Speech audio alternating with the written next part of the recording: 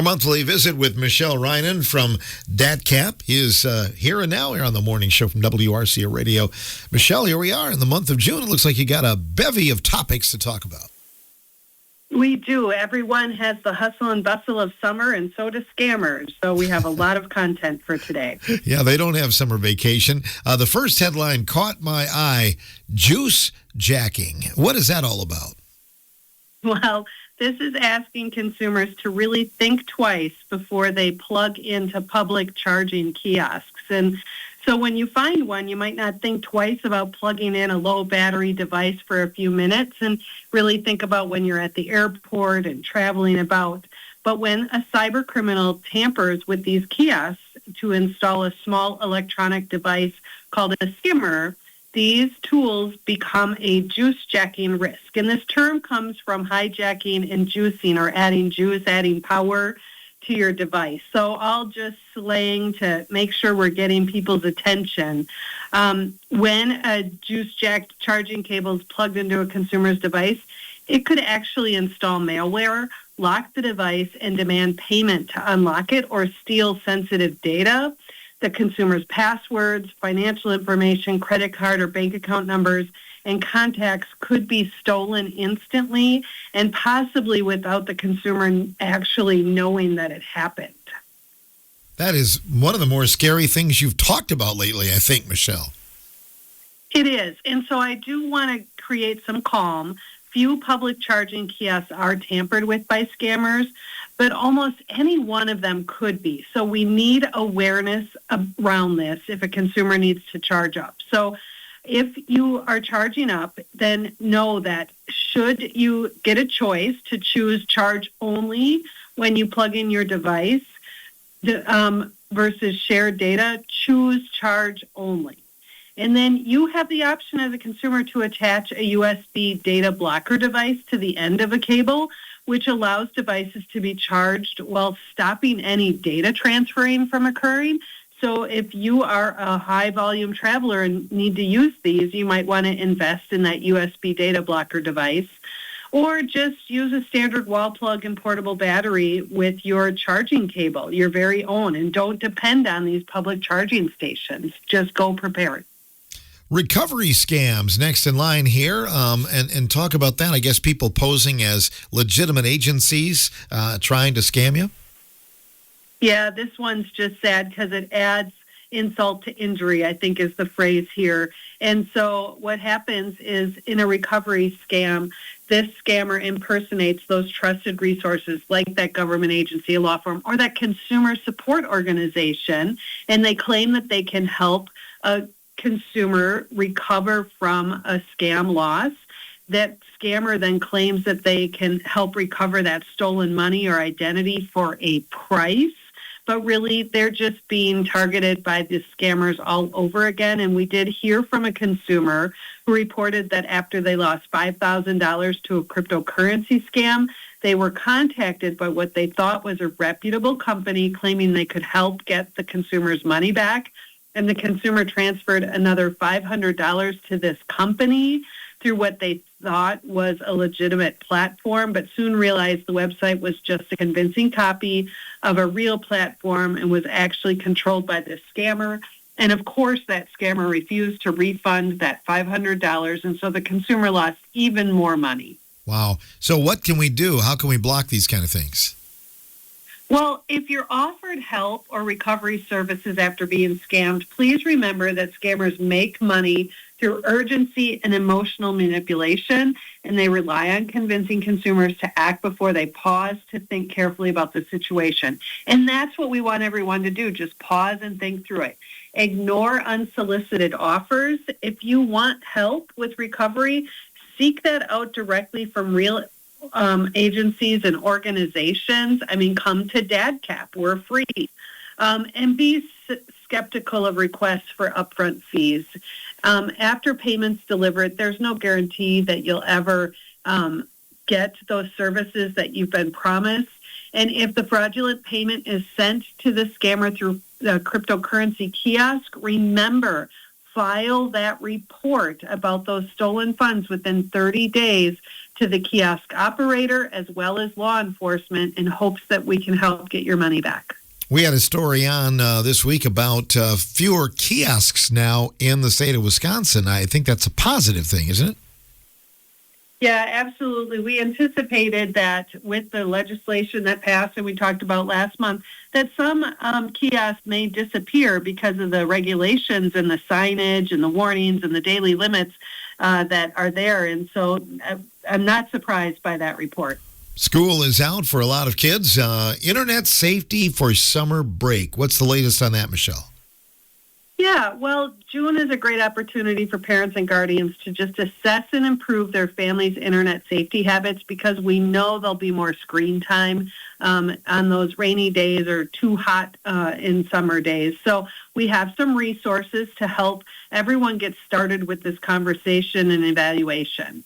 The first is Interact. It's an online safety course, a set of interactive online courses created for parents and guardians to complete with their children. Each course takes anywhere from 15 to 45 minutes, and they really are a great starting point to spark that online safety discussion at home and review the family's technology use. It was developed by the Wisconsin Department of Justice and the Wisconsin Department of Public Instruction together. So you can get to that free resource by searching for Interact on the Wisconsin DOJ website at wisdoj.gov. And then there's UVille. This is a resource toolkit published by the Federal Trade Commission intended for kids age 8 to 12. UVille is free, standards-based, and contains activities to help kids learn how to safely navigate the online world in a way that is engaging and fun, which is really important. And you can find that at consumer.ftc.gov. And then there's NetSmarts with a Z, an educational program from the National Center for Missing and Exploited Children.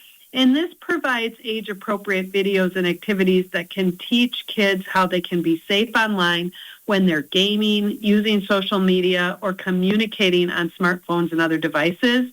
And you can find that at missingkids.org/netsmarts with a Z at the end. You never know what the kids could be looking at. You got to be really ahead of the game, don't you? You do. And this is going to help navigate that conversation and the ongoing conversation as they are online to be sure you are checking in on what they're seeing, what they're engaging with. Online lost pet scams. What can you tell us about that? Well, first, that this can be incredibly heartbreaking. Losing a pet can be very difficult, and sometimes scammers target people whose pets have gone missing, and we've heard from a consumer in Wisconsin that experienced this firsthand.